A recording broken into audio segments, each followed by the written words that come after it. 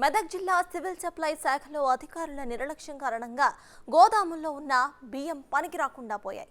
బొల్లారం గ్రామంలో ఉన్న పీడీఎఫ్లో నిల్వ చేసే గోదాములో సుమారు 2,900 క్వింటాళ్ల బియ్యం ముక్కిపోయి పురుగులు పట్టేశాయి. ఈ బియ్యం విలువ సుమారు 10 కోట్లు. ఈ నష్టానికి కారణమైన వారిపై చర్యలు తీసుకోవడానికి ఉన్నతాధికారులు సిద్ధమవుతున్నారు. ఈ విషయానికి సంబంధించి మరిన్ని డీటెయిల్స్ ను మా ప్రతినిధి దుర్గారెడ్డి అందిస్తారు. ఉమ్మడి మెదక్ జిల్లాలో గోదాములో నిల్వలు నిలిచిపోయాయి. బియ్యం సరఫరా ఆగిపోయింది. ఎగుమతి దిగుమతి ఎక్కడా లేదు. ఇక 2020-23 సంబంధించిన మనం మెదక్ ఒక రైస్ మిల్లులో గోదాంలో ఉన్నాము. ఇక్కడ ఇక బియ్యం కలర్ చూస్తే రంగు మారిపోయింది. ఇవి ఫైజన్ అయిపోయినాయి. పశువులు కానీ ఇక్కడ కోళ్ళు కానీ తెలియని పరిస్థితికి వచ్చేసింది. కానీ తెలంగాణ రాష్ట్రం ఆ రోజు పరిపాలించిన కేసీఆర్ ముఖ్యమంత్రి, అదేవిధంగా ఇక్కడున్న ఎమ్మెల్యే కూడా 3 సంవత్సరాలు దాటినా కానీ గోదాములో పరిశీలన కానీ బియ్యం నిల్వలు పేరుకుపోతే ఇక్కడ వేరే చోట్లకు పంపించాలి. వారానికి ఒకసారో నెలకోసారో 6 మాసాలకోసారో గోదాంలోకి వెళ్ళి నిల్వల బియ్యంని పరిశీలించి అవి ఉన్నాయా, తుప్పుపట్టినాయా, లేకుంటే అవి ఏమన్నా ఖరాబ్ అయినాయా, ముక్కిపోయినాయా, ఆ బియ్యాన్ని పరిశీలించి వాటికి ఎంబడే ఆదేశాలు జారీ చేసి వాటిని అన్నింటినీ కూడా క్లియర్ చేయాల్సిన బాధ్యత ఉంది. కానీ దాదాపు 2,900 క్వింటాళ్ళ బియ్యము ముక్కిపోయినాయి. అంటే దాదాపు 10 కోట్ల రూపాయలు విలువ చేసే బియ్యాన్ని నాశనం చేశారని చెప్పి అధికారులు ఆలసత్వం అదేవిధంగా మనకు తెలుస్తుంది. ఇక ఇది ఎక్కడనో మారుమూల ప్రాంతము, లేకుంటే ప్రజలు తిరగలేని చోట నిజంగానే ఇవన్నీ కూడా కేంద్ర ప్రభుత్వానికి దిగుమతి చేయాలి, ఇతర రాష్ట్రాలకు పంపిణీ చేయాలి.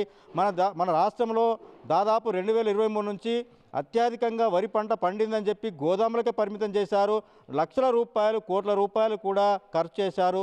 వడ్లు కొనుగోలు చేశారు. బియ్యం పంట పండిన తర్వాత బియ్యం తీసుకొచ్చి గోదాములకు చేర్చారు. ఆ తర్వాత ఎగుమతి చేసినట్లు దిగుమతి చేసినట్లుంటే ఈ పరిస్థితి ఉండేది కాదు. కానీ ఆ తర్వాత జరిగిన పరిణామాలు చూస్తే మనం ఒక రైస్ మిల్లో ఉన్నాం. ఇక్కడ ఆ రైస్ మిల్ గోదాములో ఆ తుట్టెలు కట్టినాయి. అదేవిధంగా కార్మికులందరూ వచ్చి కూడా వాటిని పరిశీలించి ఆ బియ్యాన్ని అంతా రంగుమారిన బియ్యాన్ని కూడా తీసుకుపోతున్నారు. ఈ రంగుమారిన బియ్యం కూడా ముక్కిపోయినాయని శాంపిల్కి పంపిస్తే ఇవి పాయిజన్ అయినాయి, తినొద్దని చెప్తున్నారు. మరి వీటిని అంటే దాదాపు నిజంగానే బియ్యాన్ని మళ్ళీసారి దీన్ని ఏ విధంగా పరిశీలిస్తారు, ఎక్కడికి పంపిణీ చేస్తారు అనే విషయాన్ని చూస్తే మాత్రం అధికారుల నుండి సరైన సమాధానమే రావడం లేదు.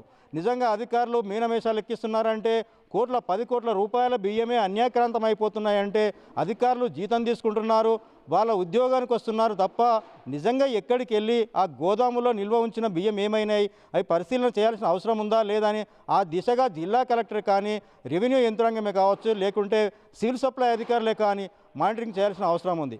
ఆ దిశగా మానిటరింగ్ ఎక్కడ లేదు. అధికారులు లెక్కలు చెప్పడమే తప్ప దీనికి విధంగా బాధ్యత వహించాలి.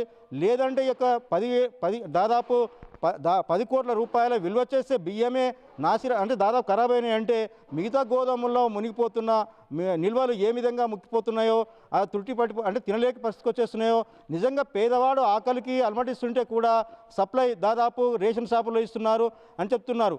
ఇతర రాష్ట్రాలకు ఎగుమతి చేయాలి, ఇతర రాష్ట్రాల నుంచి దిగుమతి చేసుకోవాలి. ఆ దిశగా తెలంగాణ రాష్ట్రం ఆనాడు పరిపాలించిన కేసీఆర్ ముఖ్యమంత్రి ప్రభుత్వం ఆ దిశగా చర్యలు తీసుకోకపోవడం వల్లనే ఇలాంటి పరిస్థితి దాపురించిందని చెప్పవచ్చు. ఇదొక మెదక్కే పరిమితం కాలేదు. తెలంగాణ వ్యాప్తంగా కూడా అన్ని చోట్ల కూడా గోదాముల్లో బియ్యం నిల్వలు రోజు పేరుకుపోతున్నాయి.